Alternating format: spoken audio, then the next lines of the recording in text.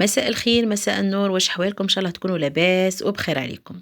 وصفة الكبة النية ولا يسميوها الأتراك تشيكوفتي، هذه مقبلة من المقبلات اللي حبوها الأتراك ياسر، وتلقاوها تتباع ياسر، وأكيد لي الناس اللي جات كاملة لاسطنبول ولا تركيا ويلقاوها تتباع ياسر، بصح بكل صراحة اللي تتباع برا ما تعجبش خلاها وما فيهاش حتى بنة. لهنايا كاين اللي يخلط معاها البطاطا وكاين اللي يستعمل غير البرغل برك. انا نهاري دقت تاع البطاطا لقيتها مقبوله، وبعديك نكمل لكم الراي تاعي انايا وتالعيله تاعي كامله في النهايه يا البنات.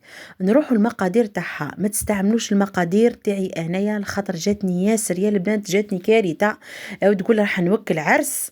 المهم انتم بكاس واحد ياسر فيكم، انا عيني كبيره قلت شفتوا رقيق كيما هكا، قلت يجي كميه قليله، لكن هو كي يتشمخ كيما نعرفوا البرغل كي يترنخ راهو يزيد. دونك ديروا كاس واحد برك ياسر.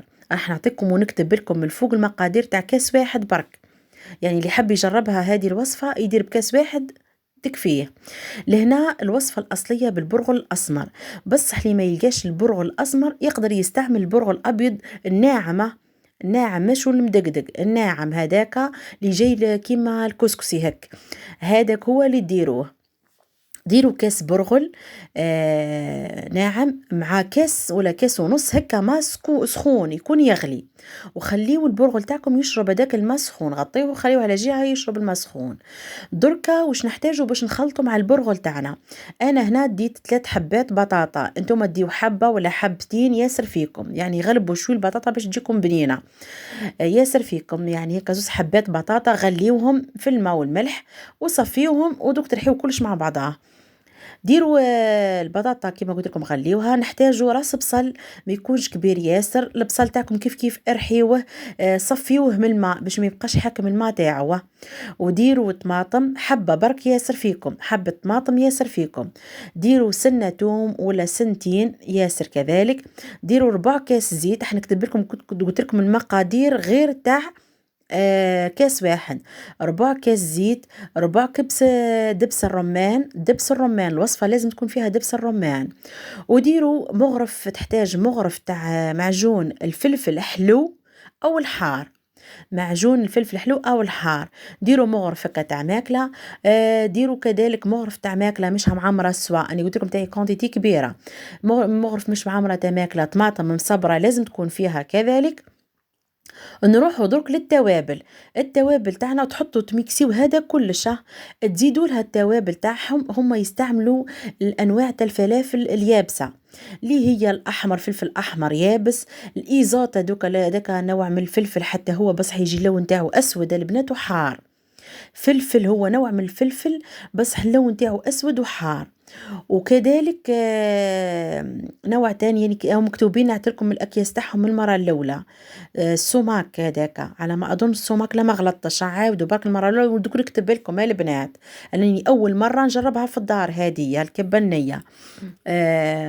وتخلطوا كل شيء. لهنايا هما عندهم قصعة سبيسيال يعني ولا كيفات سبيسيال تجي فيها الكعابر ويقعدوا يحكوها بيديهم تولي تعجينة. بصح انا كي شفتها في هكا في البلندر هذايا مخلط كلش، في الباتور هكا كلش، ولا بالبيتخان تقدري كيف كيف تخلطي هذاك البرغل اللي ترنخ وهذاك الشيء اللي رحيتيه كامل. نكتب لكم ونعاود لكم، قلت لكم نكتب لكم من الفوق كلش المقادير تاعها كامل. تخلطي كلش في بعضاه نطولي عجينه. انتي حطي البرغل تاعك هو الاول وفرغي هذاك الخليط المزيج كامل بشوي، عندك تجرالك. انا كي كترت البنات جرات لي شوي وليت تعاودت رنخت شويه برغل وخليته يتشمخ وبديت شيحت، باش شيحتها باش رجعت لي عجينه كيما هكا متماسكه يعني. تحكمي كي سهله التركيبه تاعها كم شفتوا هكا. المهم تجي فيها الصوابع تاع اليدين، الفيديو كان واضح. ويديروها كيما هكا مع السلطة. هذا ما كان يعني طريقتها سهلة خلا. المكونات راح نكتبهم لكم من هيكاتك. دركا نرجعوا الحقيقة كما تعرفوني راني صادقة في قولي. نرجعوا الحقيقة البنة تاعها، هي مقبلة أكيد، بس باش نقول لكم بنينة يا البنات جربوها وما تندموش، ماهيش بنينة سوا سوا.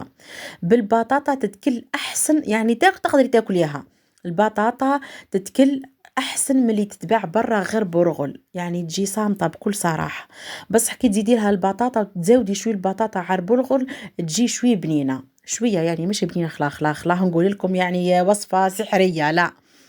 هما ياكلوها كيما هكا مع السلاطة ولا يديروها في ساندويتش مع بالبصل، بالفلفل كذلك هذاك الدبسة الفلفل البنات، بدبس الرمان، كيما هكا يديروها وياكلوها يحبوها ياسر.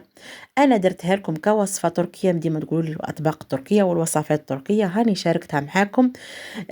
وحبيت نجربها في الدار كيما دقتها قلت لكم في الحفله تاع ولدي، وتجي شوية حارة، رافقت معاها شوية سردينة وبطاطا، وحبيت نخلي لكم الوصفة هكا باش ما تسخفوش راكم تشوفوا الأكلات التركية وتسخفوها وتحطوها حاجة كبيرة، لكن بكل صراحة هي أطباق عادية بسيطة.